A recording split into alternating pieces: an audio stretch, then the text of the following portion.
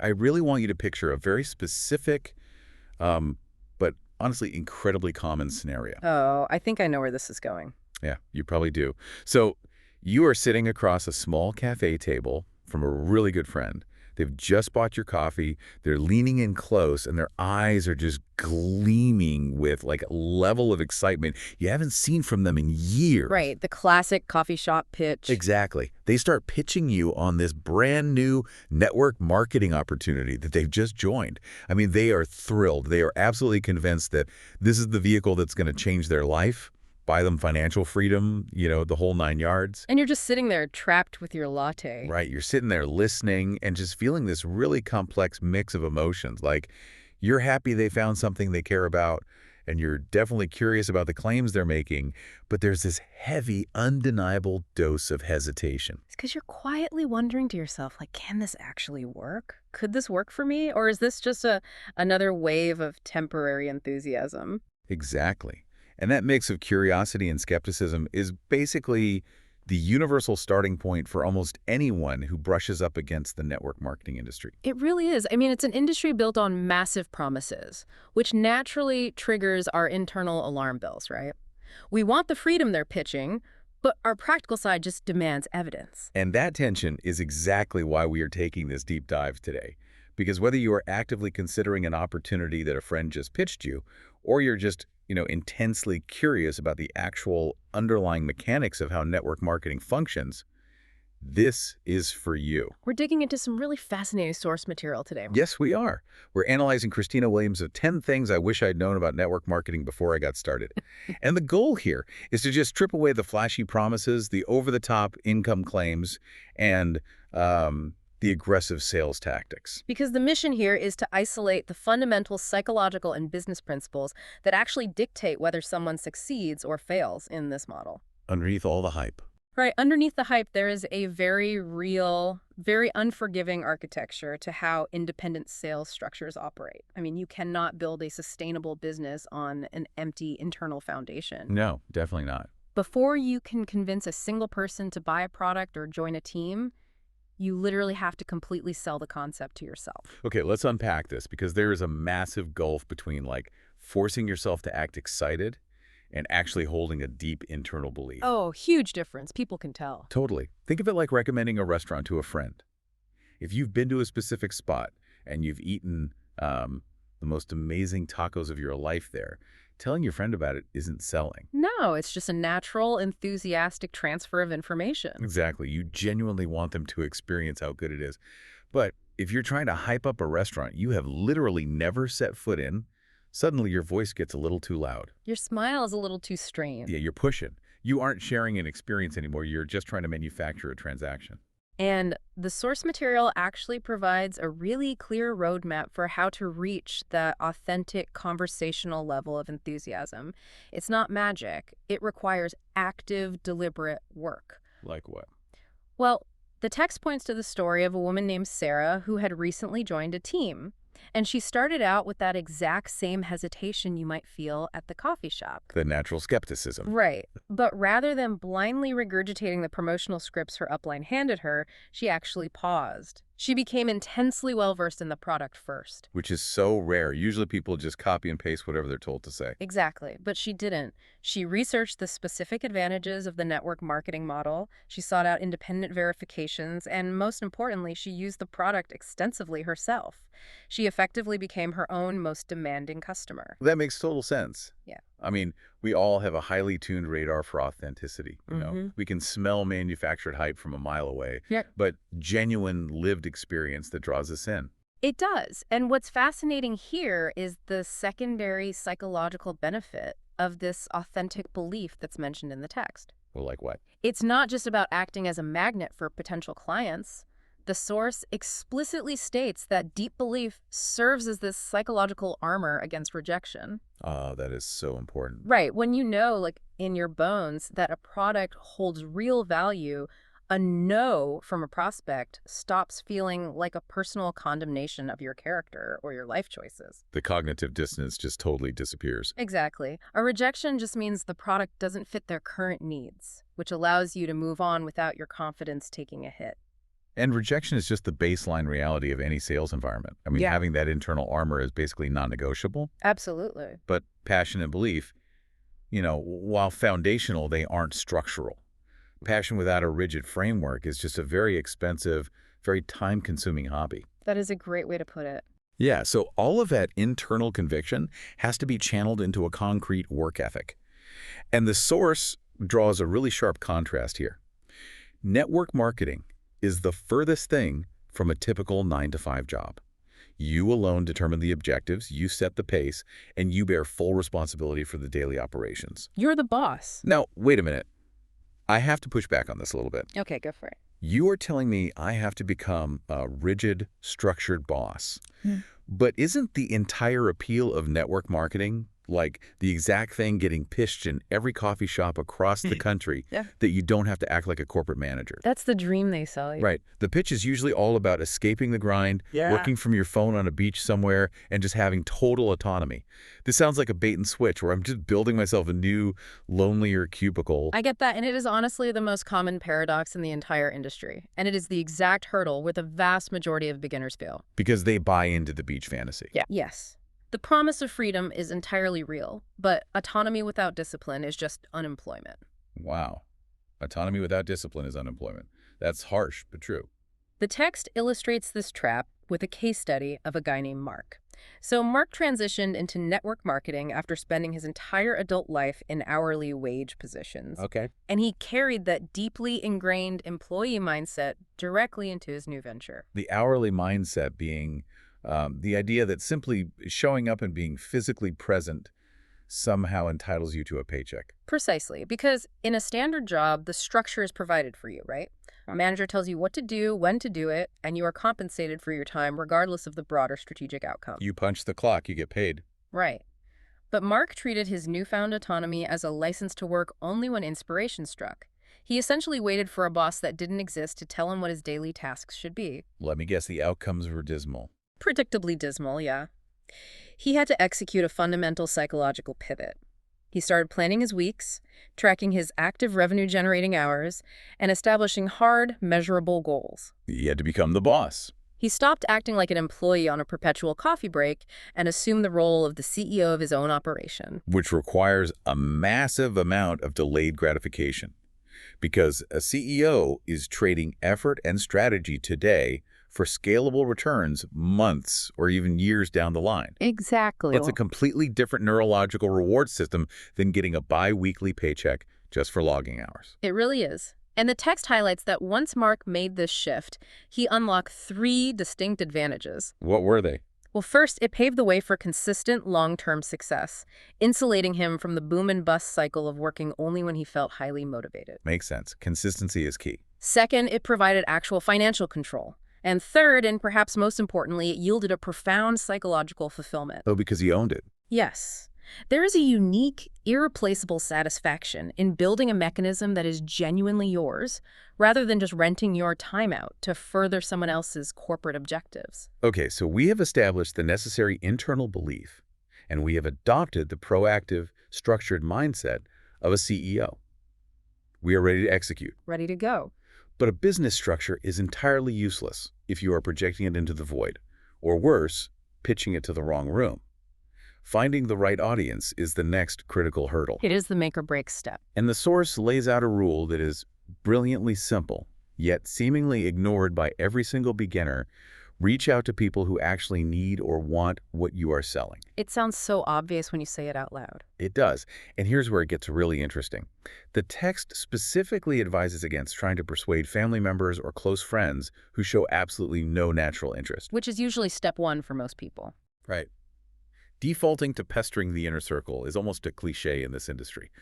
Why do so many intelligent people immediately corner their reluctant relatives at family gatherings to pitch, like a nutritional shake or a financial service? It's a combination of fear and just a fundamental misunderstanding of market dynamics. Fear of what? Strangers. Yeah, we instinctively seek the path of least resistance. Approaching strangers or professional acquaintances carries the risk of cold rejection. Approaching family feels safe because, well, the social bond already exists. My family loves me, therefore they will buy my supplements. That's the flawed logic, yeah.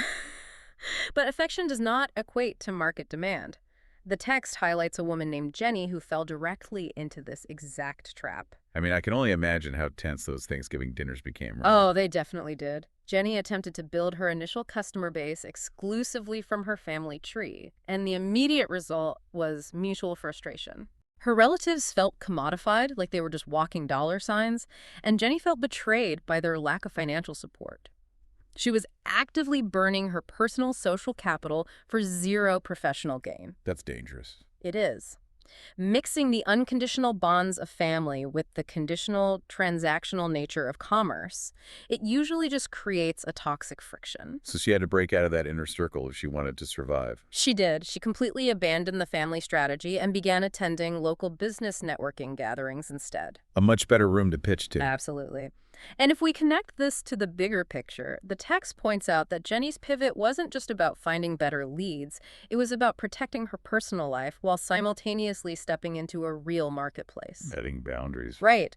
By utilizing internet resources and attending local interest groups, she achieved two crucial things. First, she repaired her strained personal relationships, leaving business out of family gatherings. Thanksgiving is safe again. Thanksgiving is safe. And more importantly, she found a room full of people whose pre-existing interests actually aligned with her product. She stopped trying to manufacture demand through guilt and started capturing existing demand through professional networking. That's huge. She stopped trying to convert the skeptical and started looking for people who were already looking for her. Exactly. But, even when you are in the correct room, speaking to an engaged audience, friction is just inevitable. You are still going to encounter resistance. You are still going to hear the word no. You're going to hear it a lot. And the interpretation of that no is the dividing line between those who burn out and those who build a sustainable network. How so? The source approaches this with a fascinating concept, treating objection handling as a rigid system rather than a test of your willpower. So taking the emotion out of it completely. Yes. Amateurs view an objection as a personal rejection or a permanent roadblock. Professionals view an objection as a request for more information, an expression of unmet requirements, or just a display of natural hesitancy. I look at it kind of like the check engine light on a car's dashboard. Oh, I like that. Yeah, when that light illuminates, you don't instantly pull over, throw your hands up in despair, and assume the entire vehicle is permanently destroyed and, hates you. Right, you don't just abandon the car on the highway. No. You understand that it is a diagnostic tool. It is the machine's way of communicating, hey, I want to keep driving, but there's a very specific localized issue right here that needs to be addressed before we can safely move forward. That is the perfect operational mindset. An objection in sales is simply the prospect's check engine light coming on. It really is, and the source provides a clear demonstration of how to plug into that diagnostic tool through the story of Tom. What happened with Tom? So Tom is in the middle of a pitch, and the prospect throws up the most common objection in the history of commerce. I just don't have the time for this. Oh, the ultimate smokescreen. Yep. Because, honestly, I don't have time usually translates to, I just haven't seen enough value yet to prioritize this over my current routine. Exactly. And an amateur takes that statement at face value, feels completely defeated, and walks away. But Tom, he operates on a system. So what did he do? He doesn't argue with the prospect about their schedule, and he doesn't retreat. He leans into the friction with a simple, collaborative follow-up question. He just asks, what are you currently most busy with? Wow. That completely changes the dynamic of the conversation, doesn't it? It shifts the entire interaction. It takes it from being adversarial to being investigative. It really does. And the source breaks down the dual power of this specific pivot. First, by asking a targeted follow-up question, Tom proves he is actively listening, rather than just waiting for his turn to deploy another scripted talking point. Which immediately builds trust. Huge trust. Second, it prompts the prospect to articulate their daily burdens. As they explain their hectic schedule, they are essentially handing Tom the blueprint to their pain points. And giving him the solution. Right. This opens a sincere doorway for Tom to explain exactly how his specific product or system might actually alleviate that burden and return time to their day. He turns a defensive wall into a collaborative problem-solving session just by maintaining his curiosity. So, if we trace the journey so far, you've built an authentic, tested belief in your product. You are operating with the proactive discipline of a CEO.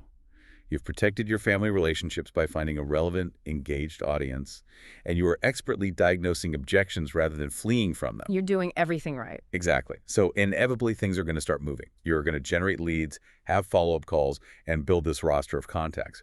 But here's the critical vulnerability. As your network expands, the human brain's capacity to track it all simply fails. It crashes. Which introduces the final and arguably most operational lesson from Christina Williams's analysis, the absolute necessity of prioritizing persistence and systems over raw effort. Because raw effort has a ceiling. A very low ceiling, yeah. Relying on your biological memory to manage a scaling business is a guaranteed recipe for failure. The text warns that attempting to hold a growing network in your head leads directly to being severely overburdened, dropping crucial follow-ups, and presenting just an inconsistent, unprofessional face to your clients. So what does this all mean in practice? The text advocates for implementing rigid, step-by-step organizational strategies, right? Yes. It suggests using a customer relationship management system, a CRM, to track every interaction, or maintaining strict, scheduled daily task lists. But I have to ask about the reality of this. Go ahead. For someone who is already feeling the immense pressure of reaching out, facing rejection, and trying to learn a whole new industry, doesn't setting up complex administrative architecture feel like a massive, counterproductive addition to their workload? Like, how does adding data entry to my day actually reduce my stress? It's a great question, but we have to look at the cognitive load theory behind this. Think of your brain like a computer's operating system. Right. Every time you meet a prospect and make a mental note to call them back next Tuesday, you are basically opening a new background tab in your browser. Oh, I see where this is going. Right. If you do that 50 times a week, you have 50 open loops constantly running in the background, draining your processing power. And your system starts to slow down, overheat, and eventually crash. Exactly. Setting up a CRM is the equivalent of bookmarking those tabs and closing them. It takes a moment of effort up front, but it frees up massive amounts of cognitive bandwidth. The source uses the story of Lisa to illustrate this exact transition. Let me guess, Lisa was trying to run the business purely on memory and effort. She was relying entirely on her own mental energy, and as her lead list grew, she began losing track of conversations. She forgot who needed a follow-up, who had objected, who was ready to buy. She was constantly operating in a state of reactive panic. That sounds exhausting. It is. This raises an important question. What is the actual tangible cost of trying to hold all of your business data in your head? Burnout, yeah. For Lisa, the cost was a state of chronic, suffocating stress, compounded by the financial loss of entirely avoidable missed sales. Because there is a hard limit to how many plates the human brain can keep spinning before they start shattering on the floor. Right. But she recognized the failure and implemented a system. She established a repeatable digital method for logging every contact, noting the exact stage of their conversation, and automating reminders for future follow-ups. And it worked. The text highlights a massive dual benefit to this structural change. First, her stress levels plummeted because the anxiety of forgetting was removed. Second, the consistency of her sales increased dramatically. Because the system takes the weight of the administration off the brain. When you have complete trust that your CRM is going to alert you to call Tom on Thursday at 2 p.m., you do not have to spend Monday, Tuesday, and Wednesday anxiously burning mental energy trying to remember Tom. You can just focus on today. Exactly. You can be fully, deeply present in whatever conversation you are currently having. It allows you to scale your persistence and your outreach without simultaneously scaling your anxiety. It creates reliability.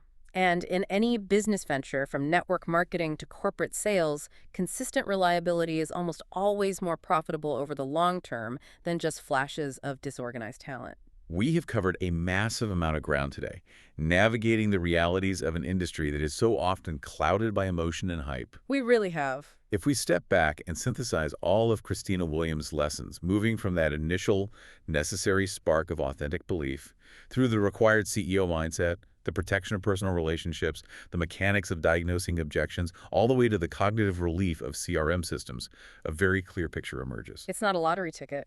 No. Network marketing, when executed correctly, is not a lottery ticket or a casual side hustle. It is a highly structured, demanding discipline It requires building authentic connections, maintaining relentless, systematized consistency, and treating the endeavor with the absolute accountability of a true business. And understanding the underlying mechanics really strips away the intimidation factor. It demystifies the process. You can see exactly what structural pillars are required to actually make the model function sustainably. And for you, the listener, whether you decide to call up that friend from the cafe tomorrow and jump headfirst into the opportunity they pitched, or whether you decide to politely and firmly decline, having this structural understanding is incredibly valuable. It makes you a vastly more informed consumer. A sharper communicator Yeah. and someone who fundamentally understands the difference between manufactured hype and actual operational hustle. And I want to leave you with one final provocative thought to mull over as you go about your day. We've spent this entire deep dive analyzing these psychological and structural lessons strictly within the context of network marketing. But look at your own life right now. Yeah, zoom out a bit. Even if you never join a network marketing company, even if you never sell a single nutritional supplement or skincare product in your entire life, how could you apply these exact same fundamental lessons to accelerate your current career or your personal ambitions? That's a great question. What would happen to your stress levels in your professional relationships if you started reframing the objections, the friction, and the roadblocks you face at work, not as personal rejections, but as check engine light diagnostic tools? Just looking at the data. Right. What if you truly treated your daily tasks like you were the CEO of your own time, proactively tracking your progress and setting the pace instead of just waiting for someone else to dictate your schedule? And most importantly, how would your daily experience change if you did the internal work required to build an unshakable, authentic belief in the value of the work you are already doing? It changes everything. It really does. The next time you find yourself sitting across the table from a friend with gleaming eyes, pitching you on a new vision, remember the real secret isn't necessarily the specific opportunity they are offering. The real secret is the mindset and the architecture you bring to the table. Well said. Thanks for joining us on this deep dive. We'll see you next time.